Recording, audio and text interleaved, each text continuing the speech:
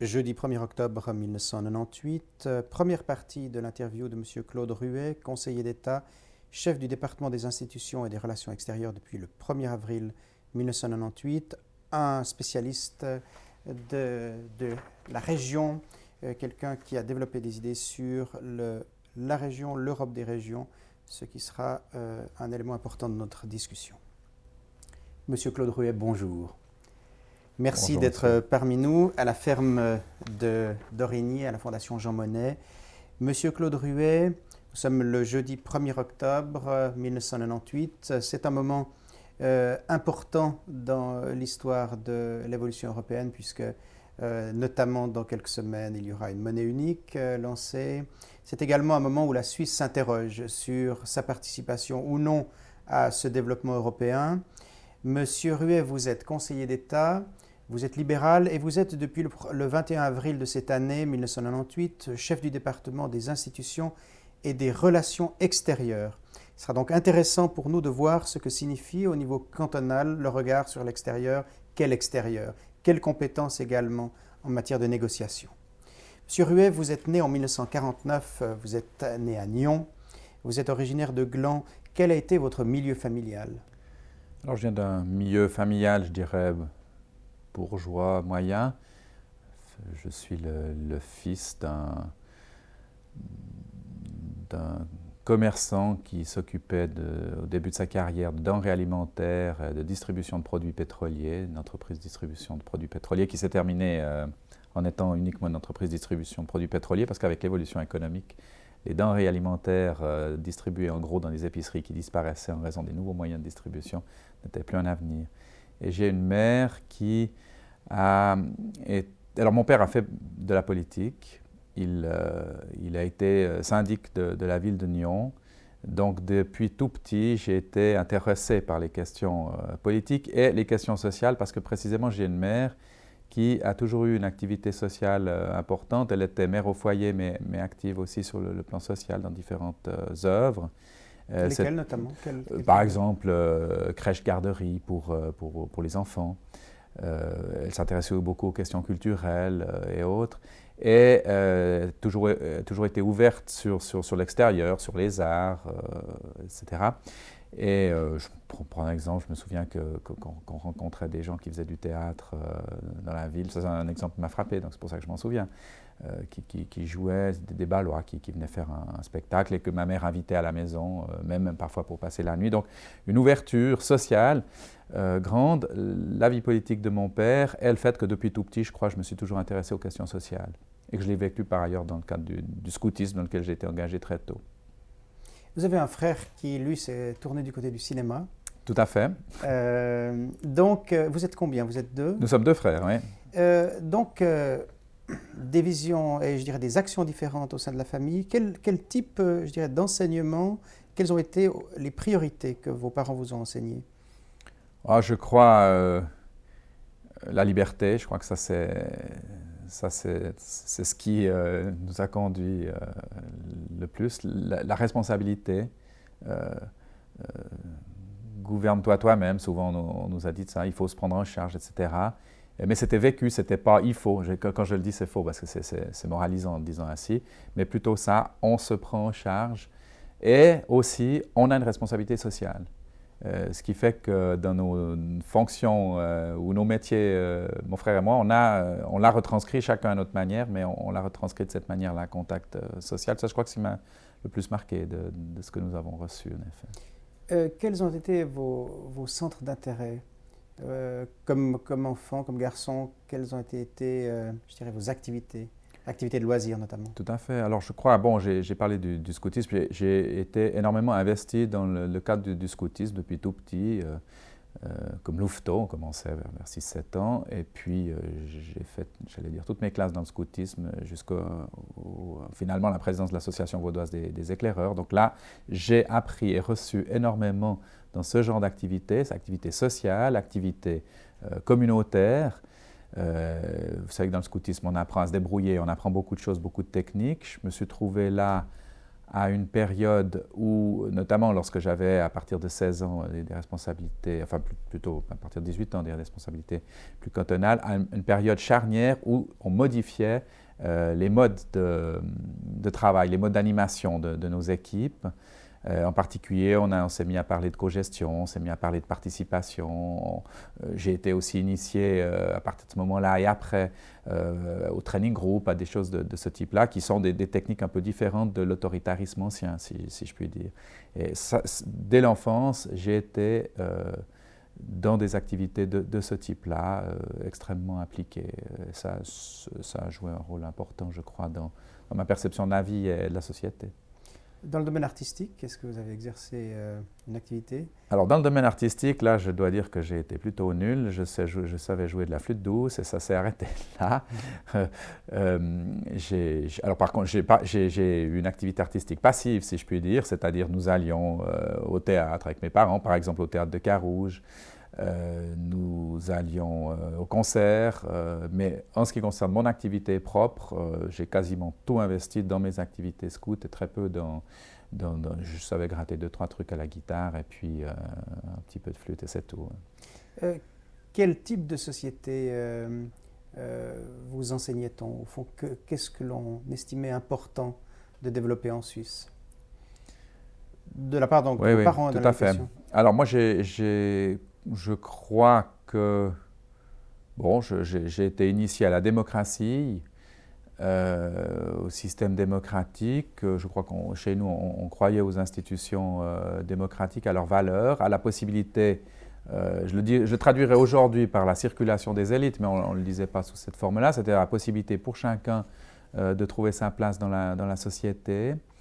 Et puis à une société fédéraliste. Mais là, ma mémoire ne me permet pas de savoir si c'est dès l'enfance que j'ai vécu ceci. Oui, quand même, la notion de la commune, qui est la cellule de base démocratique, ça, je l'ai appris, je dirais, dès l'enfance.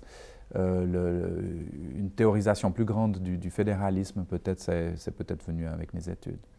Et quelle carrière vous faisiez rêver quand vous étiez adolescent? Est-ce que vous rêviez déjà d'une carrière politique? J'allais dire celle que je suis en train d'accomplir. Ah oui, c'était déjà un rêve. Je crois, dès l'enfance, j'ai eu envie d'être avocat. À l'époque, il y avait à la radio romande des émissions où on retraçait les procès célèbres. Et j'étais passionné par ce genre de choses. Je les écoutais avec beaucoup d'intérêt.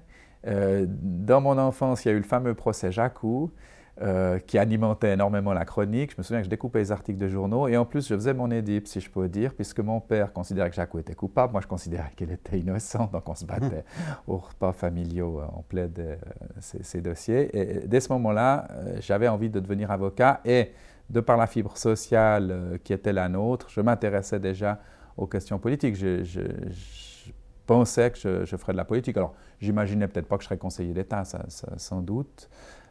Mais j'imaginais prendre des responsabilités dans la politique, ce qui fait que quand mon fils actuel de 16 ans me dit qu'il se demande quel métier il va faire, je suis pris au dépourvu parce que moi je le savais depuis très longtemps. Et alors vous êtes engagé au Parti libéral. Votre père était libéral lui-même? Mon père était libéral, j'aurais pu être socialiste, je n'aurais sans doute pas pu être radical. Ah bon? Oui, je pense que quand on était, à l'époque, les choses ont évolué. Je pense que si j'avais été radical, ça aurait été trahir par rapport dans la conception qu'avait, à l'époque, il y avait un antagonisme assez fort entre radicaux et libéraux, probablement parce qu'ils sont proches sur le plan des grandes idées politiques, mais que depuis 1845, dans le canton de Vaud, ils étaient séparés en deux à la suite du coup d'État de Druet. Il y avait une conception de la vie, de la liberté, de l'équité, de l'honnêteté qui conduisait à dire « Ah, mais les libéraux sont trop mêlés au pouvoir. » Les radicaux sont trop mêlés au pouvoir et nous sommes plus purs. Il y avait cette notion-là qui était indiquée, ce qui fait que si vous vouliez changer, il fallait vraiment changer du tout au tout, c'est-à-dire devenir socialiste, ce qu'a fait mon frère d'ailleurs. Votre frère est socialiste? Mon frère socialiste, oui, il aurait pu être député. Il a renoncé à son élection comme premier vient ensuite pour des raisons professionnelles. Ça m'a déçu pour lui, mais ce genre de choses était possible. Donc voilà un peu l'orientation qui était. Et pour vous, qui c'est était la pas, nôtre. c'est pas un antagonisme, par exemple, dans vos dialogues avec votre frère, par exemple, est-ce que c'est un antagonisme profond ou est-ce que c'est plutôt, je dirais, des,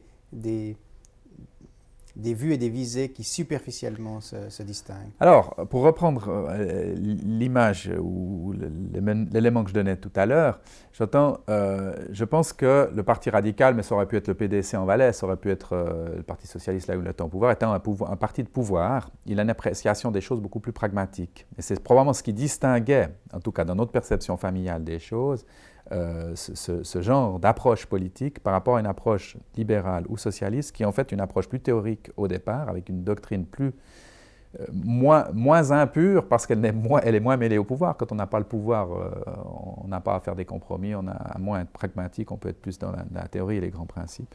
Si bien que le choix éthique est quasiment le même, finalement. Moi, je pense qu'en politique, dans une démocratie pluraliste, et si on est honnête, et je pars du principe que les gens qui font de la politique sont honnêtes, il y a des malhonnêtes, bien entendu, je ne suis pas naïf, mais j'entends la personne qui s'engage au départ et qui fait des choix réfléchis est une personne honnête et qui veut le bien de son pays, qui veut le bien de la communauté et au-delà de son pays, de la société universelle. Fait des choix éthiques, en tout cas c'est comme ça que nous le percevions en famille et comme ça que nous avons été élevés, qui visent à ce bien commun. Et alors, c'est sur les moyens qu'on diverge. Par conséquent, moi, je peux parfaitement comprendre qu'on puisse être socialiste. Je combattrais les solutions socialistes, puisque je trouve que les solutions libérales sont moins mauvaises. Je ne dis pas les meilleures, mais moins mauvaises. Mais je comprends parfaitement ce choix. Et moi, j'avais hésité, effectivement, pour des raisons sociales. Je suis très attaché à l'équité sociale. Je n'emploie pas le terme justice sociale parce qu'il est connoté idéologiquement, mais l'équité sociale. Et je ne suis pas devenu socialiste, à la différence de mon frère, par exemple, parce que je pense que le meilleur moteur de progrès, le meilleur moteur économique, c'est le marché, avec tous ses défauts, avec toutes ses imperfections, et que par ailleurs, je tiens absolument à la liberté, et à la liberté des individus, leur responsabilité, ce qui conduit à une société de type libéral, avec économie, je dirais, sociale de marché. Voilà l'hésitation que j'avais quand j'étais étudiant. Je me souviens que je voulais créer le Parti social libéral. Et puis, j'ai fait ce choix-là. Alors, si bien qu'avec mon frère, nous avons eu bien sûr des disputes. Surtout qu'entre frères, il n'y a pas besoin d'avoir des avis politiques différents pour se disputer. Donc, j'entends, on a eu des disputes et des affrontements. Et sur le plan politique, encore maintenant, j'entends, on est suffisamment adulte pour débattre, mais sur certains points, on a des positions qui sont très différentes. Alors, vous avez été secrétaire général de ce Parti libéral vaudois, et cela de 1976 à 1982. Et puis, vous êtes entré d'abord au Grand Conseil, oui. Et ensuite au Conseil d'État. Alors, au Grand Conseil de 1974 à 1990, et puis au Conseil d'État dès 1990. Depuis mars 90. Mars 90 déjà. Enfin, avril 90, j'étais élu en mars 90. Voilà. Ouais. Donc, vous y êtes maintenant depuis 8 ans. Oui. Les départements ont beaucoup changé. Ils ont changé de nom. Les attributions également ont varié. Et vous avez, je dirais, été connu de votre public vaudois et de votre électorat, je dirais, par 3 départements. 2 qui vous ont fait connaître la justice et puis ensuite le département d'intérieur. Et aujourd'hui, un tout nouveau département qui est celui des relations extérieures. Alors, j'aimerais que vous m'expliquiez ce que vous entendez et ce que le Conseil d'État entend développer en ayant cette appellation nouvelle des relations extérieures. Tout à fait. Je dirais d'abord qu'il y a une continuité dans les 3 départements. La continuité, c'est notamment les institutions et les relations extérieures. Dans le département de justice, police et affaires militaires, lorsque je l'ai repris, j'ai eu, je dirais, le privilège de me voir confier, au moment où je suis entré au gouvernement, la question européenne, qui n'était pas confiée dans les gouvernements cantonaux jusque-là, mais à la faveur des préparatifs et des négociations de l'espace économique européen, la Confédération et les cantons étaient convenus que les cantons seraient associés et discuteraient de cette question. Et je suis tombé à ce moment-là au gouvernement, on m'a confié le suivi de cette question européenne. Alors ça, c'était vraiment un privilège.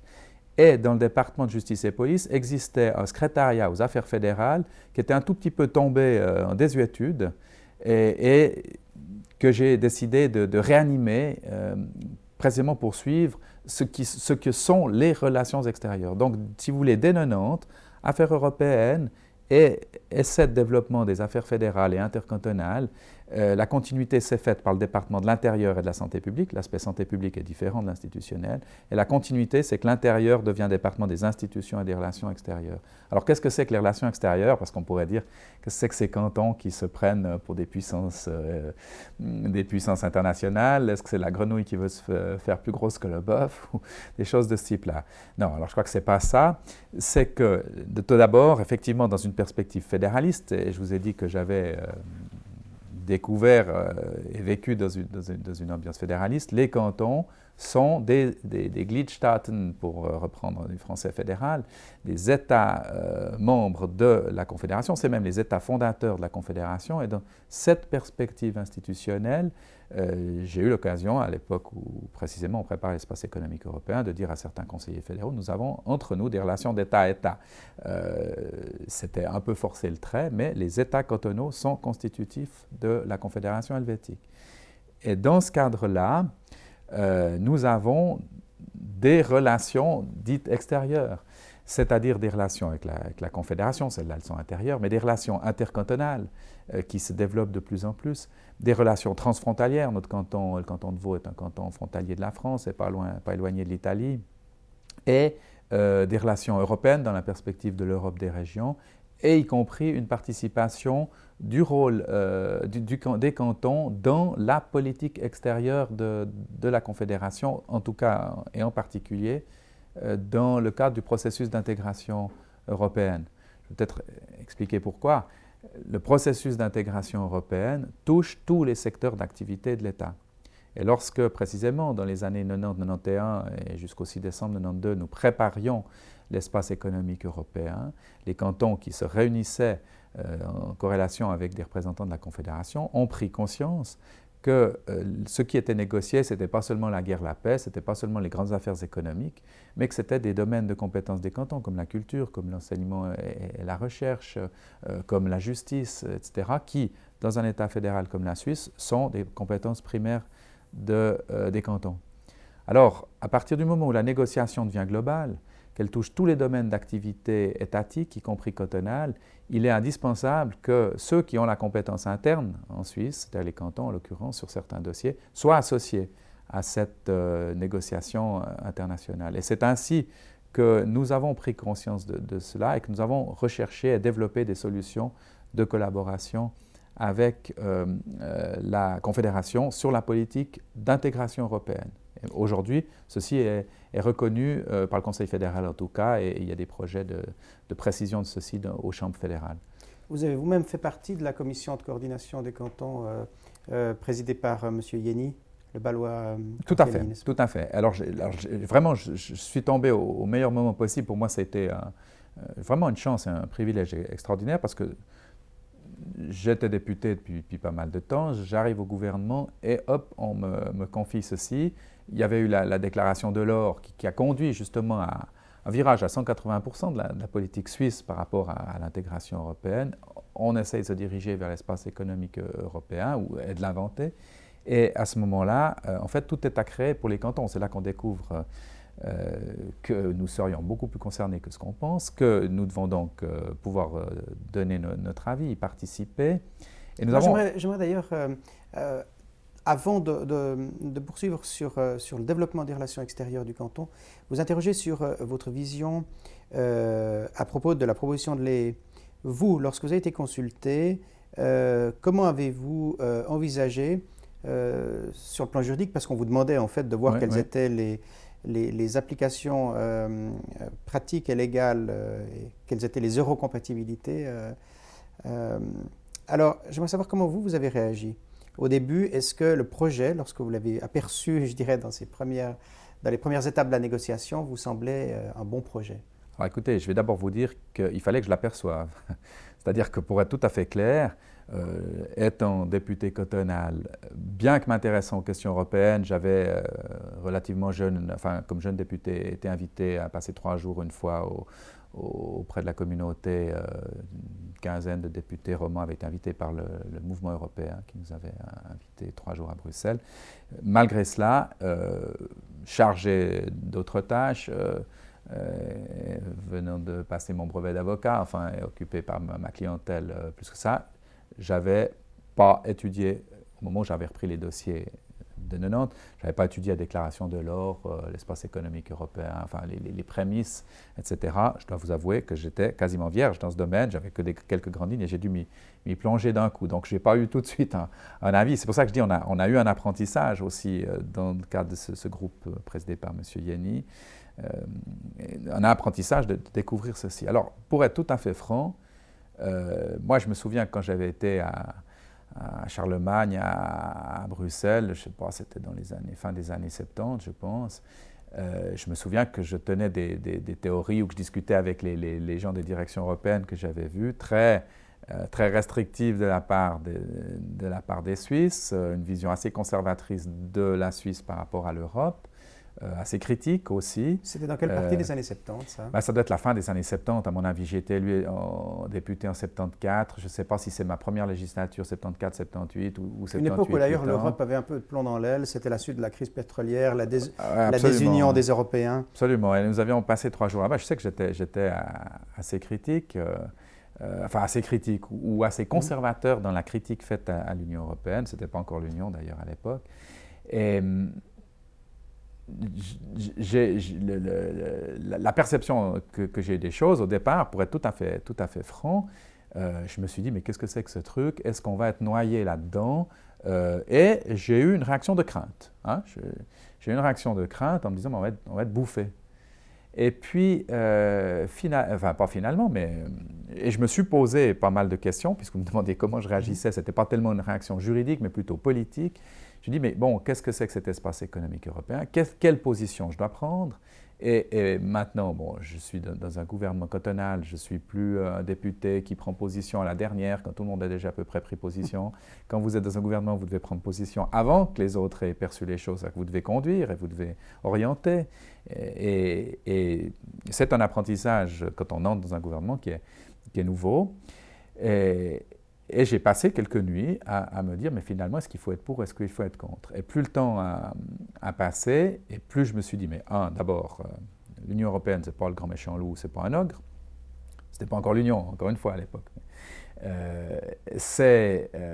La Suisse peut y jouer son rôle. Notre avenir, je suis de plus en plus persuadé, enfin, je suis tout à fait favorable à notre adhésion. Notre avenir passe par une construction qui est en route. C'est plus ou c'est pas un machin appelé à se déglinguer. Et finalement, qu'avons-nous à craindre et à avoir peur? Parce que si nous sommes conscients de nous-mêmes et si nous sommes capables d'apporter nos idées, eh bien, nous savons aussi que dans un tel espace et plus tard dans une adhésion, eh bien, nous avons aussi notre partition à jouer sans nous prendre pour le nombril du monde. Ça, je crois que c'est alors la deuxième crainte, deuxième défaut, deuxième excès que les Suisses pouvaient avoir en croyant que l'Europe allait attendre les Suisses pour découvrir ce que c'était que la subsidiarité ou le fédéralisme. Mais j'ai donc eu un moment pour m'approprier le dossier, pour vaincre les craintes liées à la conception traditionnelle que les Suisses pouvaient avoir par rapport à l'Union européenne, et je me suis engagé effectivement à fond pour pousser à cette réussite. Alors, est-ce que c'est cette réussite qui a été un échec le 6 décembre 1992, donc, mais est-ce que cela réussisse? Est-ce que l'espace en tant que tel, plutôt qu'une adhésion ou autre, alors je n'entre pas dans ces considérations qui sont à mon avis tactiques, plus qu'autre chose, j'ai regretté qu'à un certain moment, certains pro-européens de toujours et il fait la fine bouche par rapport à l'espace économique européen, parce que moi, ce qui me paraissait le plus important, c'était de conduire dans un sens de rapprochement qui était un immense pas qui pouvait être suivi d'un deuxième pas qui aurait été plus petit, à mon avis, qui était l'adhésion. Ce qui fait que les questions tactiques, fallait-il l'espace ou pas, ou tout de suite une adhésion? Est-ce que dans l'espace économique, on perdait quelques compétences juridiques. J'ai entendu certains professeurs de Il y a droit. quand même quelque chose qui n'était pas négligeable, c'était l'absence de facteur décisionnel. C'est ça, oui, oui, tout à fait. Et ça, c'était quand même substantiel. C'était substantiel, mais on conservait quand même on va pas refaire l'histoire, mais on conservait des capacités d'action de notre part, voire de refus de certaines choses, d'aspects juridictionnels qui posaient des problèmes. Je pense que c'était faire du purisme que de s'y opposer pour ça, parce que le mouvement vers l'Europe et le mouvement de désisolationnisme européen de la Suisse me paraissait politiquement plus important que ces aspects juridiques-là, qui sont importants parce qu'ils ne sont pas que juridiques, hein, bien entendu, mais qui me paraissaient transitoires par rapport à un mouvement qui devait aller plus loin. Et du reste, la Confédération, enfin le Conseil fédéral a été très clair sur la question du transitionnel. Je veux dire, on n'a jamais caché à la population que les haies étaient une transition. Ça lui a même coûté les critiques de Blorer, d'ailleurs, d'avoir été assez franc en déposant l'adhésion. Tout à fait. La demande mais alors là, moi, le jour où il l'a fait, parce qu'après coup, c'est toujours facile de dire les choses, mais le jour où il l'a fait, il se trouve que la presse nous interviewait quelques-uns d'entre nous, j'ai considéré que c'était une erreur tactique, ça. C'était une erreur tactique de demander l'adhésion au moment où on était en train de négocier. Et je n'ai pas changé d'avis. Erreur tactique, mais est-ce que vous ne pensez pas que c'était une manière aussi de montrer à la population une voie, c'est en tout cas ce que je crois le Conseil fédéral a essayé de faire, de montrer une ligne et une direction à long terme qui est le mérite de la franchise. Tout à fait, mais on pouvait avoir cette ligne sans faire la demande d'adhésion formelle.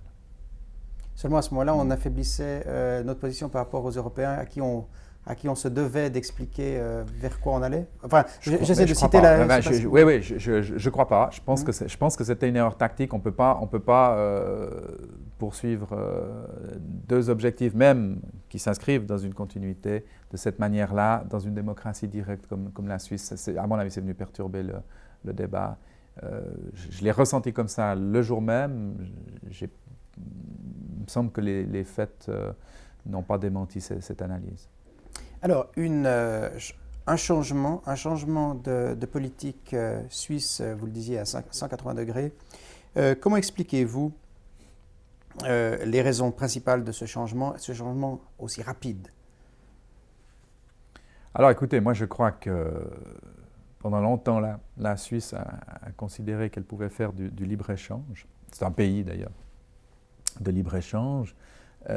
Qu'elle ne pouvait pas s'engager dans ce qui pouvait paraître être une alliance politique, etc., dans l'après-guerre, avec notre concept, notre mythe aussi de la neutralité, et que les événements montrent que ce qui était peut-être vrai dans les années 50 ne l'est plus aujourd'hui et que les événements ont évolué. Et finalement, c'est quand même l'ouverture qu'avait fait Jacques Delors qui a créé ce changement et c'est vrai, ce virage à 180 degrés. Et il n'était pas facile à prendre. Je vous ai dit mes craintes et ma surprise au départ.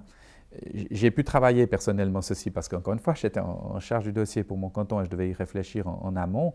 Je pense que ce qui s'est passé, c'est que la population suisse n'a pas réussi à suivre le virage à 180 degrés et qu'on est un peu parti dans le décor en raison de la rapidité de ce changement. Alors, bon, là, le Conseil fédéral, à mon avis, le Conseil fédéral a eu raison de faire ce virage. Je ne critique pas du tout le Conseil fédéral. Le problème, c'est de savoir comment, dans une démocratie directe comme la nôtre, arriver à faire prendre des virages aussi rapides dans des délais aussi brefs. Ça, c'est une des difficultés, la question de savoir si on aurait pu voter plus tard, je ne sais pas. Alors le rôle je dirais les conséquences de la chute du mur sur cette conception de la neutralité et du rapport entre la Suisse et l'Europe et ses voisins. Là, vous voyez la chute du mur comme un élément... Je pense que la chute du mur est un événement dont on n'a pas fini de mesurer les conséquences. On a vécu dans un système binaire jusque-là, qui était... Vous me demandiez tout à l'heure quelle était mon enfance. J'allais dire, j'étais intéressé à la politique dès l'enfance parce que c'était presque comme au théâtre de Guignol. Il y avait les bons et les mauvais. C'était simple, le système politique mondial. Dangereux mais simple, finalement. Pour un enfant et un jeune, les choses étaient plus simples. Et puis pour les gens en général, il y avait cette dualité. Aujourd'hui, elle a disparu. Je ne vais pas faire de la tarte à la crème sur la chute des idéologies, etc., etc. Mais enfin, c'est plus difficile de se situer. Et c'est plus difficile de retrouver de nouveaux équilibres. Et pour un pays comme la Suisse, je pense que c'est encore plus difficile qu'autrefois. Et d'ailleurs, ce qui se passe aujourd'hui sur les fonds en déshérence, sur ce qui s'est passé pendant la guerre, fait qu'on découvre tout à coup que Heidi n'a plus des aussi jolies tresses que ce qu'on nous avait expliqué quand on était petit, si vous voulez. Et c'est quand même un choc culturel, c'est un choc. Des gens d'une génération plus âgée que la mienne, je pense à l'un ou l'autre d'entre eux, n'arrivent pas à faire ce pas et sont prisonniers de l'image qu'on a de la Suisse. Alors, et du rôle que jouait la Suisse dans un système qui était binaire. Alors, maintenant, il faut retrouver des équilibres, il faut se resituer et peut-être penser que ce qu'on croyait vérité éternelle autrefois ne l'est plus. Je pense en particulier à notre isolement libre-échangiste. Parce que notre isolement, ce serait réducteur de dire que nous étions totalement isolés, puisque nous sommes très libre-échangistes, et que l'existence de l'Europe, c'est un fait. C'est pas un truc qu'ils ont essayé de faire et puis qui va se casser la figure, comme beaucoup croyaient pendant de nombreuses années. Et dès lors, ce devenir européen est quelque chose auquel, personnellement, je souhaite pouvoir participer autrement qu'à moitié de l'extérieur. Dans le cadre de cette commission de coordination à laquelle vous participiez, est-ce que vous avez eu l'occasion de beaucoup discuter ensemble, de discuter aussi des idées et du fond de cette question? Oui, alors évidemment que notre focalisation à nous, représentants des cantons, alors après avoir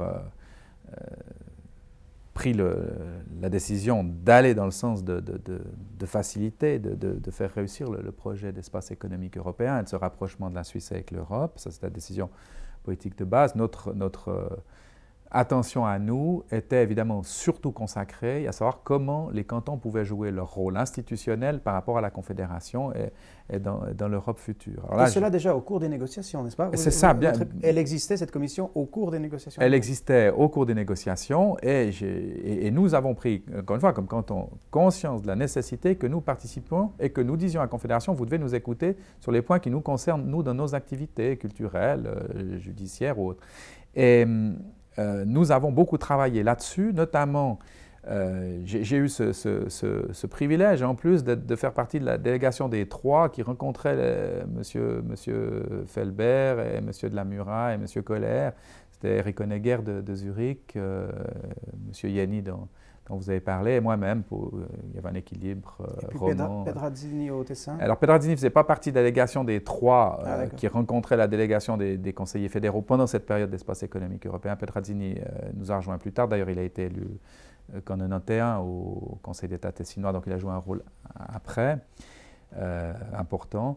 Et notre préoccupation, c'était de voir comment nous pouvions, dans le cadre d'un espace économique européen, jouer notre rôle de canton, faire fonctionner notre fédéralisme, être associé aux décisions, être consulté, participant aux décisions que la Confédération prenait dans le cadre de la négociation, de veiller à ce que l'accord n'entraîne pas un déplacement des compétences des cantons vers la Confédération pour que notre système fédéraliste soit le moins bousculé possible.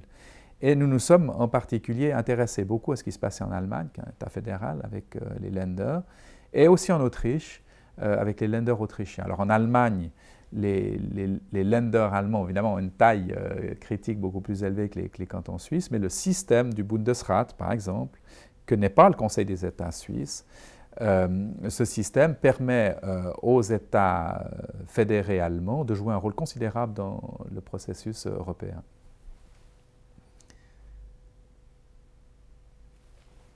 Alors, les Länder allemands ont organisé avec le Bund leur participation à Bruxelles, avec des représentations à Bruxelles, avec les mandats de négociation de l'Allemagne sont soumis aussi aux lenders et ils se mettent d'accord sur un mandat de négociation. On ne peut pas s'écarter de la position des lenders dans leur domaine de compétences sans motif express, etc. Et en Autriche, même chose, ou de manière juridiquement construite un peu différente, mais là aussi les lenders sont associés. Alors on s'est beaucoup inspiré de ceci pour réclamer et obtenir des droits de la part de la Confédération. Je me souviens encore d'un mois de décembre 1991 où Arnold Koller réunissait tous les cantons, où j'avais été mandaté par la conférence des gouvernements cantonaux qui n'existait pas encore sous cette forme-là, mais en embryon, groupe de contact, pour rédiger un projet d'article constitutionnel, cet article 21 des dispositions transitoires, qui donnait ce droit de participation des cantons. Je me souviens que Arnold Koller en avait accepté un petit bout, puis en disant « vous êtes tous d'accord ». Puis j'avais dit « non ». Et puis je me souviens qu'Arnold Koller a dit « ah, die Wachtländer », résistant fédéraliste. Et finalement, cet article a été repris à la suite de différentes péripéties sur lesquelles je ne reviens pas, mais par les chambres fédérales. Et on avait reconnu ce droit des cantons de participer à la négociation sous une forme un peu proche de ce qui se passe en Allemagne. Donc la Mitbestimmung des cantons à la politique fédérale d'intégration, qui aujourd'hui est reconnue largement, en tout cas par le Conseil fédéral, et fait l'objet de projets. Voilà un des combats ou une des focalisations de ce que nous avions à discuter. Alors bien sûr, ça c'est l'aspect institutionnel et juridique, puis on a aussi alors travaillé secteur par secteur les différents thèmes qui allaient être compris dans les accords de l'espace économique européen, que ce soit dans la fonction publique, que ce soit dans la santé ou ailleurs. Alors, sur le plan de l'eurocompatibilité, est-ce que vous avez décelé un certain nombre de problèmes par rapport aux cantons? Alors, c'est-à-dire que dans le domaine de fond, dans différents secteurs de fond, par exemple l'engagement des fonctionnaires, le fait de ne plus avoir d'exclusive pour certaines fonctions qui ne sont pas des fonctions d'autorité, pour engager des étrangers, par exemple. Ça nécessitait une adaptation de notre droit. Les questions de reconnaissance des diplômes ou de reconnaissance des certificats professionnels, etc., nécessitaient que nous adaptions notre droit. Donc, il y avait des problèmes de recompatibilité. Et nous avions mis en place une cellule juridique qui toilettait avec des groupes de travail sectoriels dans tous les secteurs de l'État de Vaud, par exemple, mais d'autres cantons ont fait de même, qui toilettait le droit, ou préparait plus exactement le toilettage du droit dans tous ces secteurs de compatibilité. Et en fait, nous étions prêts, en décembre 1992, nous étions prêts, le Grand Conseil avait le projet terminé d'adaptation du droit vaudois. Donc c'est vrai qu'il y avait des problèmes de recompatibilité. Est-ce que c'était énorme l'adaptation? Mais je dirais justement, j'allais dire, pas des problèmes énormes, des problèmes qui souvent venaient contrebalancer une législation protectionniste. Et personnellement, ça ne me dérange pas beaucoup qu'on contrebalance les législations protectionnistes et qu'on ouvre plus l'accès aux professions. J'entends sans que ce soit une ouverture non qualitative, mais à qualité égale, qu'on ouvre plus, ne me pose personnellement pas de problème. Et je ne peux pas dire que les cantons perdaient de la souveraineté fortement dans ce cadre-là. Alors, dans le domaine des négociations avec l'extérieur, pas seulement la Suisse, mais la communauté européenne n'avait pas résolu tous les problèmes qui se posaient. Je pense aux zones frontalières. Oui, en effet. Alors bon, c'est les questions des zones frontalières font partie de tous les problèmes qu'il y a encore à résoudre d'ailleurs. Alors, je ne vais pas m'attarder sur les questions très juridiques de ces questions frontalières, mais simplement vous dire comment nous le vivons. Nous sommes un canton frontière avec la France. Nous sommes un canton qui a une tradition d'ouverture et d'accueil aux étrangers. Je pense à nos hautes écoles qui sont largement ouvertes aux étrangers, dans le domaine sanitaire, à nos cliniques privées, mais liées finalement à la faculté de médecine, à l'époque historiquement par des professeurs qui ont attiré une clientèle étrangère et qui, par un niveau de qualité médicale important, ont créé ce développement des cliniques privées. Je pense aux écoles privées aussi.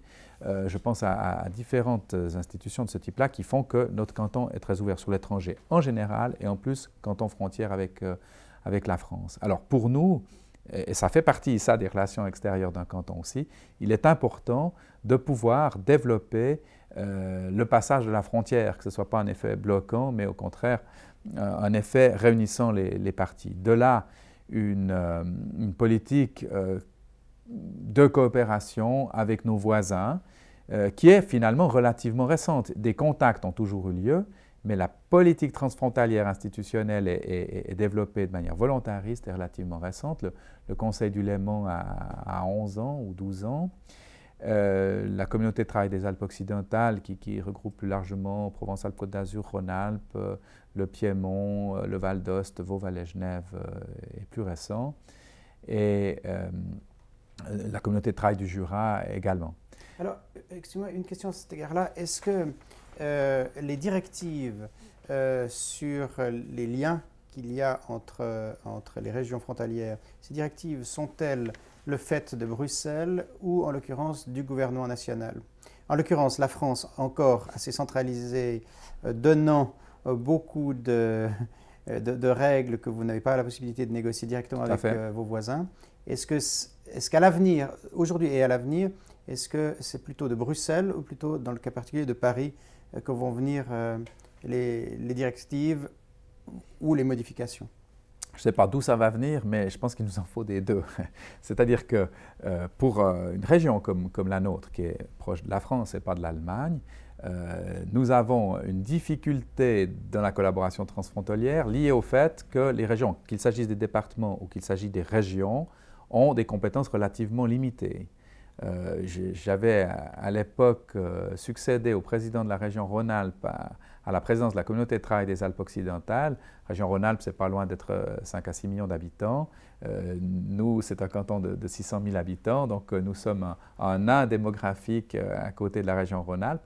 En revanche, nous sommes un géant institutionnel en raison des compétences qui sont les nôtres par rapport à la région Rhône-Alpes qui finalement n'a que très peu de compétences propres. Et alors, lorsqu'on négocie dans ces relations transfrontalières, les relations transfrontalières, elles n'ont pas pour but de créer des institutions, elles ont pour but de permettre à une population vivant dans une région donnée de pouvoir vivre le mieux possible, d'avoir un avenir en Europe, sur le continent et dans le monde, de pouvoir commercer, de pouvoir échanger, de pouvoir enseigner, de pouvoir avoir une culture échangée et commune. Et évidemment, les obstacles juridiques aux accords sont forts dans la mesure où les compétences des régions françaises en particulier sont très faibles. Et effectivement, à l'époque de M. Defferre, on s'est efforcé de décentraliser un peu. On n'a pas été jusqu'au bout d'une décentralisation qui correspond à ce que nous souhaitons, nous, dans le cadre d'une Europe des régions. Et pour les cantons suisses, c'est plus difficile de trouver des accords avec les régions françaises qu'avec les Länder allemands, par exemple, qui ont plus de compétences. Mais est-ce que la volonté chez vos voisins frontaliers français, est-ce que cette volonté de décentralisation vous semble plus grande, par exemple, que celle qu'on peut trouver dans les régions non concernées par une frontière?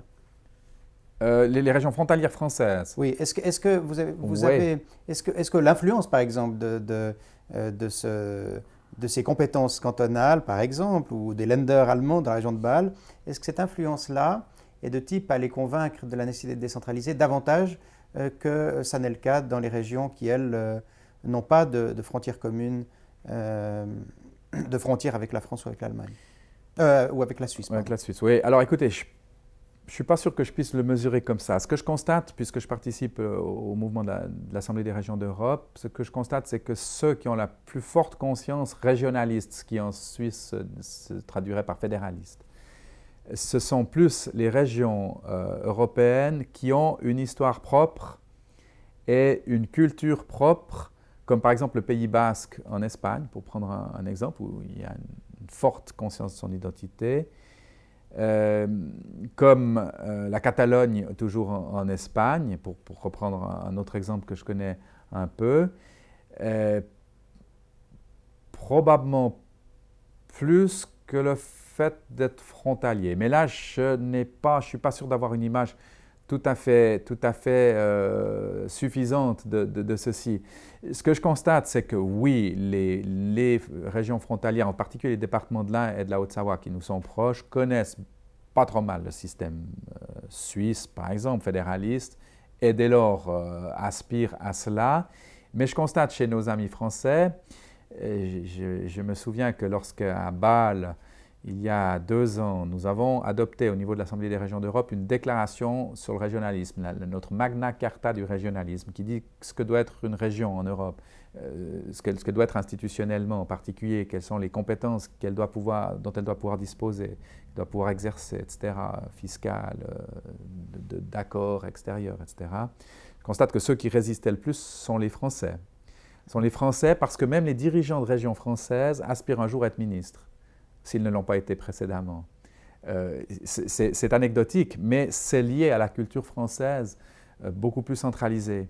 Ce qui fait que je ne suis pas sûr d'avoir vu une volonté régionaliste plus forte dans les régions frontières françaises que dans les régions intérieures. Si je prends des exemples vécus, mon ami Jacques Blanc, le maire de Divonne, à Bâle, intervenait contre notre déclaration sur le régionalisme, ou en tout cas avec beaucoup de réserves.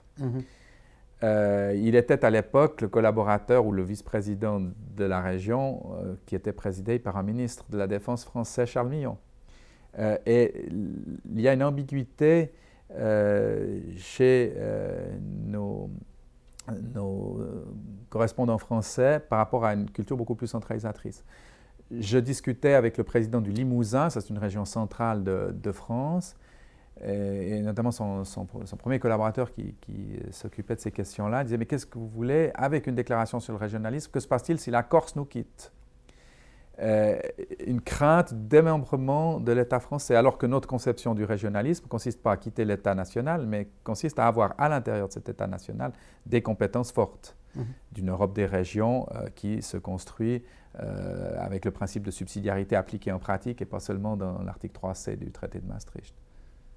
Alors, la France, est-ce que, dans le cadre de l'Union européenne, en dépit de sa centralisation, va, à votre avis, va durer de cette manière-là? Est-ce qu'au fond, l'Union européenne va être une union des diversités de politiques et qu'à long terme, ça ne posera pas de problème politique d'avoir des pays plutôt décentralisés de type Allemagne et plutôt centralisés de type France?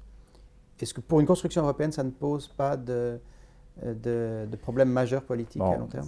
Évidemment, ça dépend de ce qu'on appelle la région. Et une des difficultés, c'est que quand vous avez Nordrhein-Westfalen, c'est je crois 18 millions d'habitants ou à peu près, c'est pas tout à fait la même chose qu'une région, même en Allemagne, comme la ville de Brême, 600 000 habitants.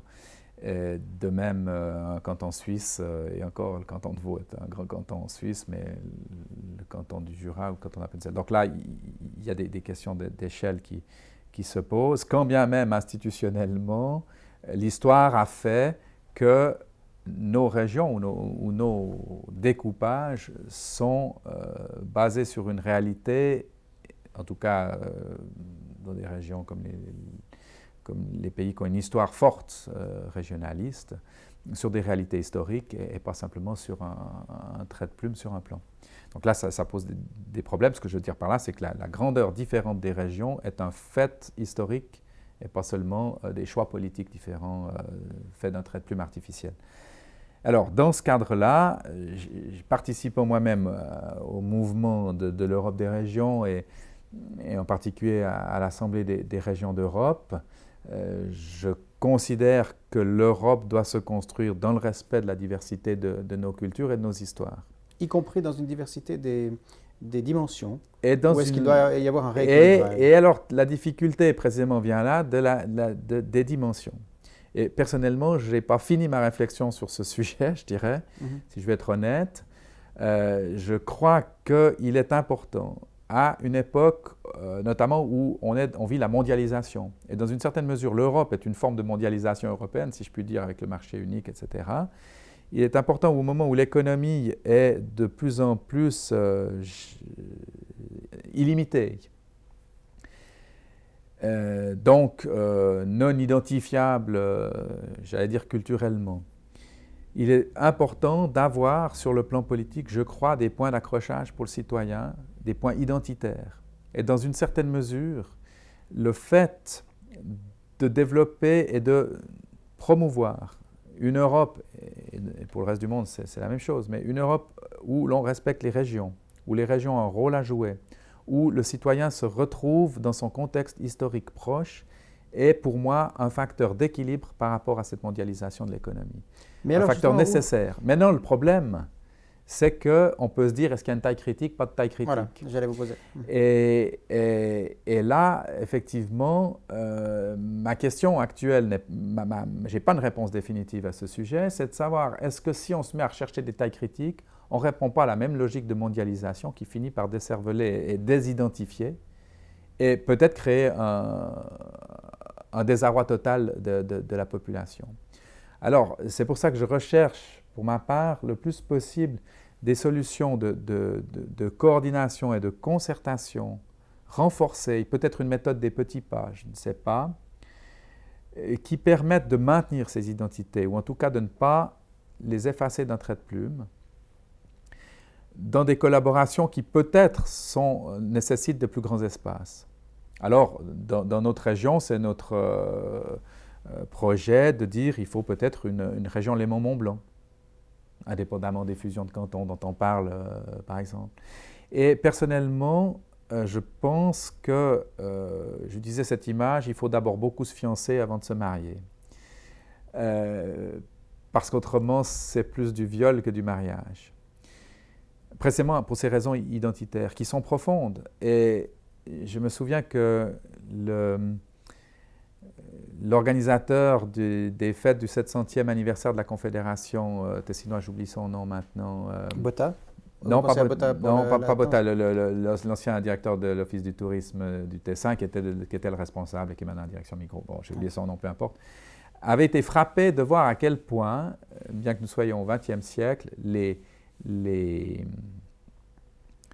identités, les racines de nos cantons en Suisse sont plus fortes que le modernisme, dirais-je, ou subsistent. Et dès lors, on ne doit pas balayer ceci d'un trait de plume et on doit en tenir compte. De là, le combat régionaliste en Europe. Mais encore une fois, ça a un prix. Ça signifie qu'on ne peut pas nier que c'est au niveau d'une rationalité économique parfois plus complexe. Et alors, ma question, et effectivement, je n'ai pas une réponse définitive à ce sujet en ce moment, c'est de savoir jusqu'à quel point la rationalité économique doit être prise en compte par rapport à une forme d'abandon de l'identité. Et j'essaye de résoudre cette contradiction par des solutions, encore une fois, de fiançailles les plus fortes possibles. C'est vrai qu'on ne peut pas avoir des législations qui changent tous les 50 km, qu'on ne peut pas avoir, pour certaines choses en tout cas, parce que c'est des entraves à la libre circulation, soit des idées, soit des personnes, soit des biens et services, et qu'il s'agit de bien distinguer ce qui est identitaire de ce qui serait des obstacles artificiels. Alors, comment concilier à la fois les nécessités d'efficacité, en particulier budgétaire, qu'un État connaît bien et c'est au centre de vos préoccupations actuelles à l'exécutif, oui. De concilier d'une part cette efficacité qui tend toujours à regrouper et à recréer des monopoles, que ce soit dans l'économie privée et dans la politique. Il y a quand même toujours ce mouvement. Regardez le problème des communes qui aujourd'hui se rendent compte qu'au niveau comptabilité, qu'au niveau informatique, etc., il y a tout intérêt à se regrouper, voire à fusionner. Alors comment concilier à la fois ces identités culturelles qui, elles, continuent à exister de manière, je dirais, dans leur unité, dans leur particularité, et en même temps, l'aspect efficacité décisionnelle et budgétaire? Alors, c'est ça la difficulté et la tension contradictoire entre ces différents objectifs. Je pense aussi que si l'on fait fi des identités, qu'on s'en tient à la pure rationalité,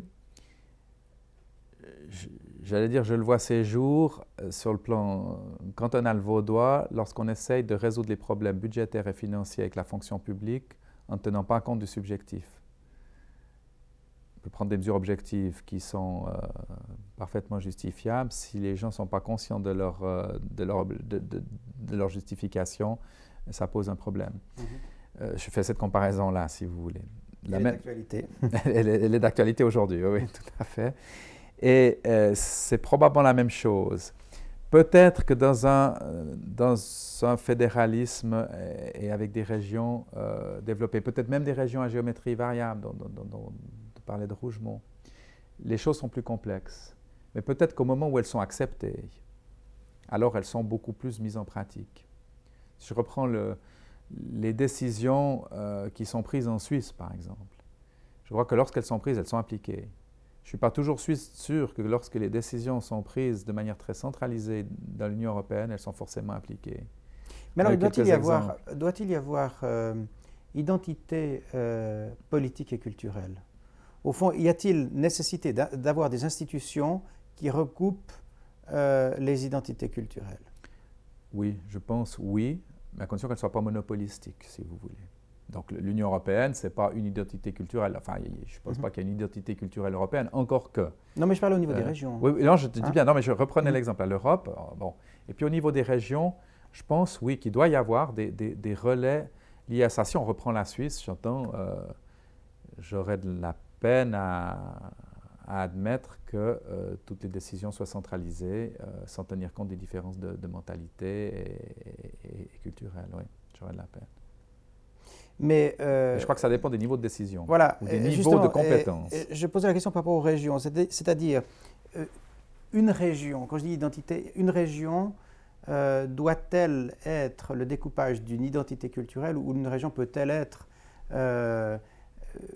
une réunion de certaines convergences culturelles?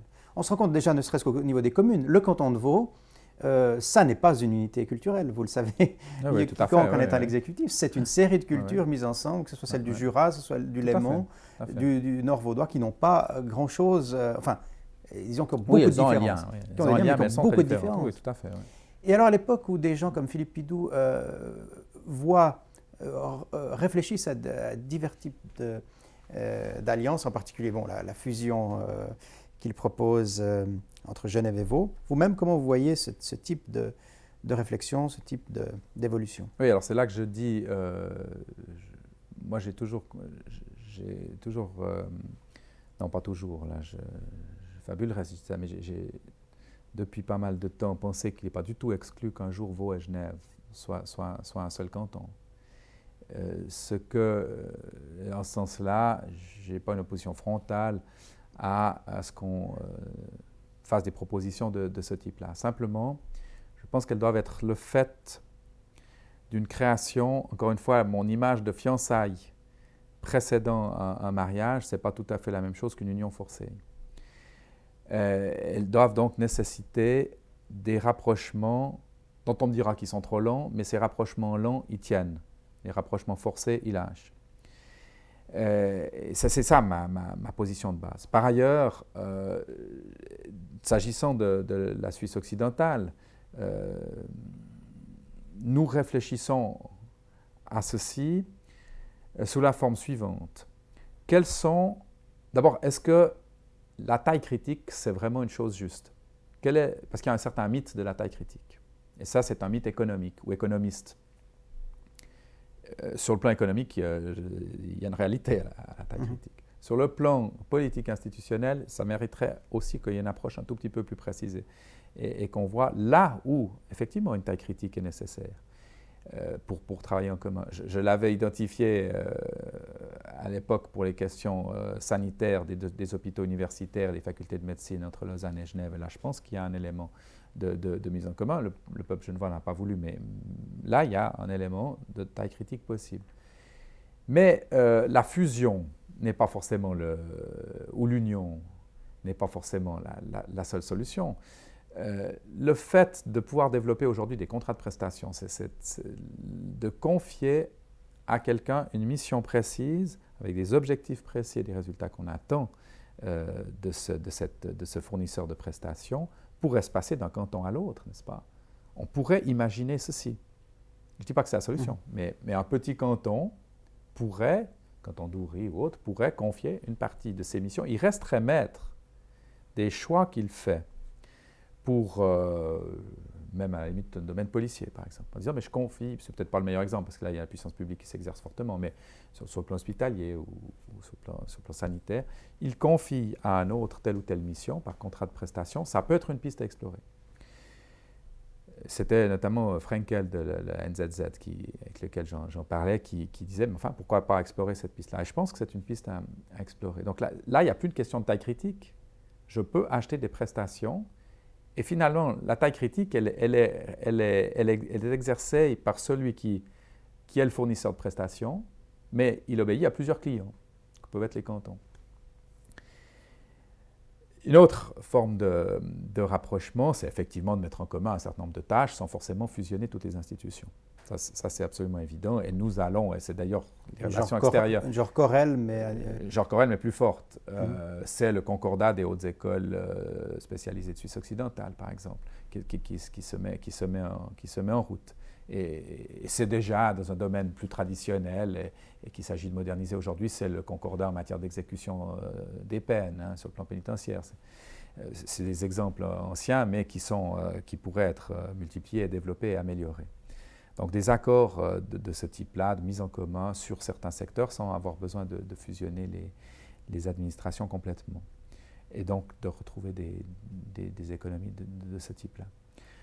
Une autre solution, c'est, et nous travaillons aussi associés dans le cadre de l'Institut du fédéralisme et de la Conférence des gouvernements de Suisse occidentale, ça fait partie justement de ma tâche des affaires extérieures, c'est de dire, n'y a-t-il pas lieu d'envisager des associations de cantons comme il y a des associations de communes. Les associations de communes se regroupent, elles ont un parlement délégué et un exécutif délégué. Est-ce que... Alors c'est vrai, ça crée un échelon de plus. Et ça peut poser un problème. Mais ça répond à votre définition des fiançailles. Mais ça répond à la définition des fiançailles, en effet. Et c'est d'ailleurs effectivement la stratégie que personnellement j'utilise pour les communes, en disant avec une association de communes, on peut résoudre pas mal de problèmes et peu à peu on apprend à se connaître, on apprend à travailler ensemble et finalement on se mariera peut-être. Encore une fois, c'est plus long, mais peut-être que ça arrive à des vrais résultats. C'est en tout cas mon pari. Donc dans le domaine de la collaboration intercantonale, ceci est aussi possible. Et personnellement, je souhaite que l'on pousse la réflexion à ce sujet. Voilà quelques pistes. Un autre élément, mais là je change un tout petit peu, c'est plus une piste institutionnelle, c'est aussi d'essayer de dresser le bilan de tout ce qu'on pourrait faire en commun et d'avoir une sorte de livre blanc de ce qu'on pourrait faire en commun. Dans une certaine mesure, l'Union européenne s'est bâtie comme ça. On s'est fait des programmes de ce qu'on pourrait réaliser peu à peu ensemble. Et si vous voulez, l'acte unique, puis Maastricht, etc., on construit finalement un plus fort rapprochement de cette manière-là. Et c'est probablement une méthode qui, au niveau des régions, doit être employée.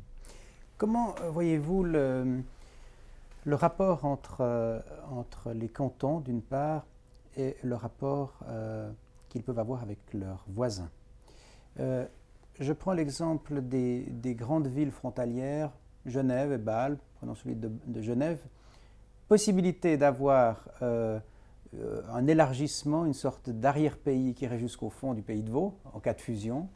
Mais on a le sentiment, chez certains Genevois en tout cas, que leur préoccupation première n'est pas du tout d'avoir un arrière-pays, mais plutôt de résoudre les questions autour d'eux. Et au fond, la nouvelle région dont ils rêvent, c'est la région qui se trouve en Haute-Savoie. C'est la possibilité de passer de Genève à l'extérieur, de s'établir à l'extérieur, de développer la région. Donc, de remettre en question les frontières traditionnelles héritées des cantons. Alors, quelle réponse donner à ce type de réflexion? Devons-nous développer et continuer de développer, je dirais, nos régions traditionnellement dessinées par nos frontières helvétiques, ou faut-il envisager un développement commun qui est, lui, transfrontalier? Alors, je vous réponds en 2 phrases. Nous pensons actuellement, dans le canton de Vaud, et dans notre stratégie de relations intercantonales et transfrontalières, développer l'axe lémanique et rhodanien. Donc, si on s'en tient à la perspective suisse, c'est Vaud-Vallée-Genève, et rhodanien, ça va dans le sens de ce que vous indiquez. Et l'axe rhénan, c'est-à-dire ce qui regroupe le Mittelland, pour que, et le canton de Vaud est un canton carrefour, géographiquement, ce n'est pas parce qu'il tient à être au centre du monde, pas du tout, mais c'est parce qu'il est géographiquement canton carrefour et qu'il a à la fois un bassin lémanique et un bassin du nord rhénan. Nous pensons qu'une région de Suisse occidentale, alors ça sur le plan suisse, une région de Suisse occidentale est possible entre précisément cet axe lémanique et l'axe rhénan. Et en chassant ces deux axes, nous pouvons avoir une région de Suisse occidentale forte. Encore une fois, on n'en connaît pas les contours définitifs, on n'en connaît pas les règles institutionnelles définitives. Nous travaillons et nous expérimentons peu à peu des éléments nouveaux à ce sujet. Ça ne peut pas se faire d'un coup de trait de plume. Cette région de Suisse occidentale forte a un avantage important dans la mesure où elle n'est pas linguistiquement francophone uniquement. Et ce qui est important par rapport à la Suisse, et nous n'aimerions pas nous trouver dans la situation belge où on n'a plus que 3 entités ou 4 entités qui se trouvent en confrontation directe, et linguistiquement et avec des risques d'éclatement importants.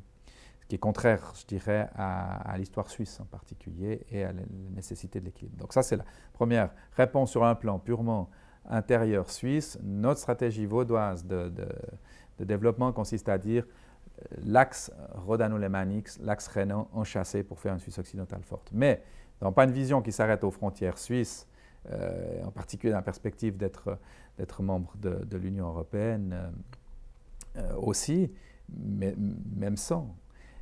Notre volonté, c'est la collaboration transfrontalière avec les régions voisines. Et alors c'est pour ça que, quand vous dites Genève est attirée par la Haute-Savoie et l'Ain, par exemple, et la région Rhône-Alpes, nous avons, j'allais dire, cette même attirance. Nous participons à un organisme qui malheureusement aujourd'hui est un peu enlisé, qui est la communauté de travail des Alpes occidentales, qui regroupe alors aussi en plus le Piémont et le Val d'Ost, en plus de Rhône-Alpes. Nous sommes actuellement les Vaudois présents avec un strapontin, un comité régional franco-genevois, qui alors lui regroupe la région dont vous venez de parler, et nous sommes également au Conseil du Léman.